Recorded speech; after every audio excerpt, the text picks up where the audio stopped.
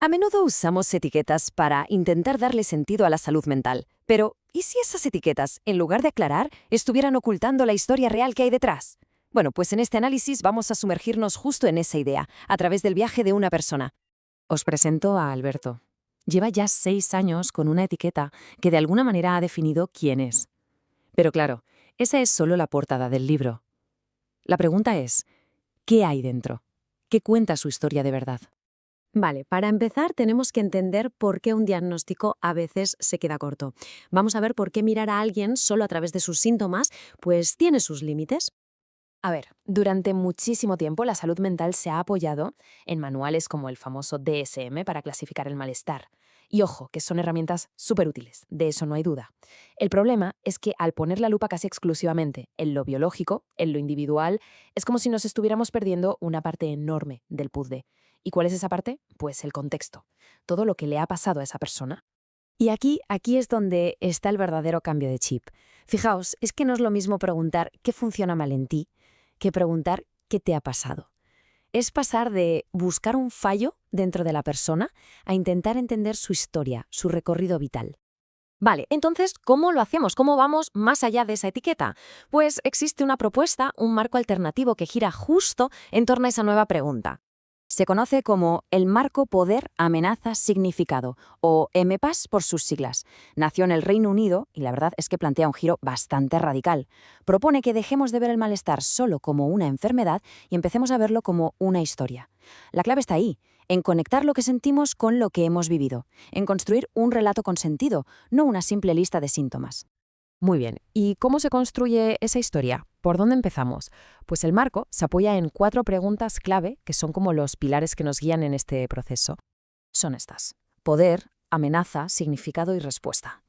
Esas son las 4 fases del proceso, por así decirlo. Están pensadas para ir atando cabos para conectar los puntos de la historia de una persona. Vamos a ver ahora cómo funcionan aplicándolas al caso de Alberto. Venga, pues vamos a ello. Vamos a usar este marco para reescribir la historia de Alberto y ver qué encontramos. La primera pregunta, la del poder, es ¿qué te ha pasado? Y esto va de explorar cómo las distintas formas de poder, ya sea el poder interpersonal, como el de un padre sobre un hijo, o el poder social, como la exclusión, la pobreza, como todo eso ha operado de forma negativa en la vida de alguien. Si miramos la historia de Alberto, ¿qué encontramos? Pues encontramos la agresividad verbal de su padre, la desatención emocional de su madre, la muerte de su abuelo en unas circunstancias muy duras, o el momento en que su propio padre lo echa de casa con 18 años. Fijaos, esto no son síntomas, son hechos, son sucesos vitales, fuerzas externas que fueron moldeando su realidad. Vale, ¿y qué consecuencia tiene todo esto? ¿Qué generan estas situaciones de poder? Pues generan amenazas. Amenazas muy reales a nuestras necesidades más básicas como personas. La necesidad de seguridad, de conexión, de sentir que importamos. De hecho, el marco MPAS identifica distintos tipos de amenazas, como podemos ver. Y es que no hablamos de algo abstracto, son amenazas muy concretas, relacionales, emocionales, económicas, físicas, vamos, que pueden tocar todas las teclas de nuestra vida.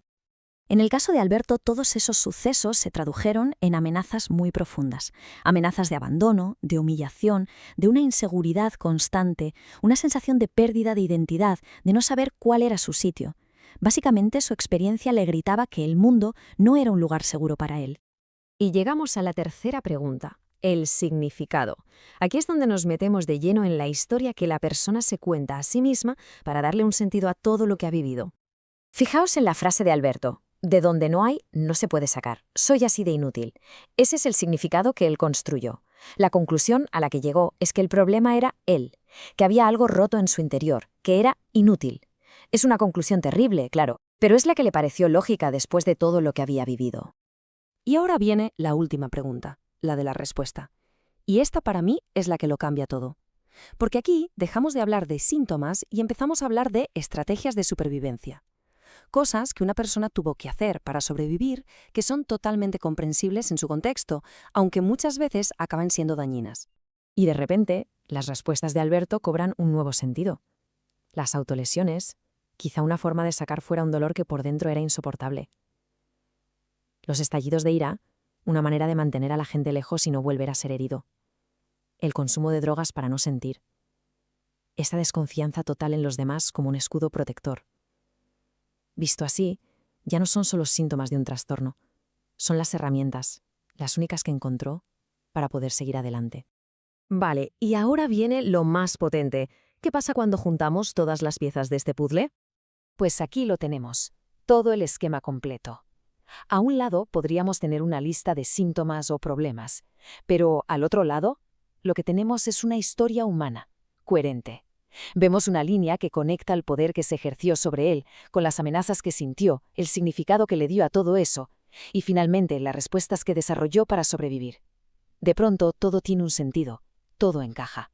Esta cita de Laura Kerr lo resume perfectamente. Al reconfigurarse como verbos, las categorías diagnósticas se convierten en estrategias para vivir. Es que el cambio es total. El malestar deja de ser algo que uno es, para convertirse en algo que uno hace para sobrevivir. La angustia pasa de ser una identidad a ser una acción. A ver, es importante decir que este marco no pretende tirar por la borda toda la práctica clínica actual, ni mucho menos. La idea es que sea una lente más, una herramienta complementaria para la terapia, para la supervisión y para que como sociedad hablemos de esto de una forma más compasiva. Y claro, como cualquier modelo, también tiene sus críticas. Hay quien señala que tiene una base ideológica muy marcada, que pone muchísimo peso en los factores sociales y de poder. Y para terminar, nos quedamos con esta reflexión.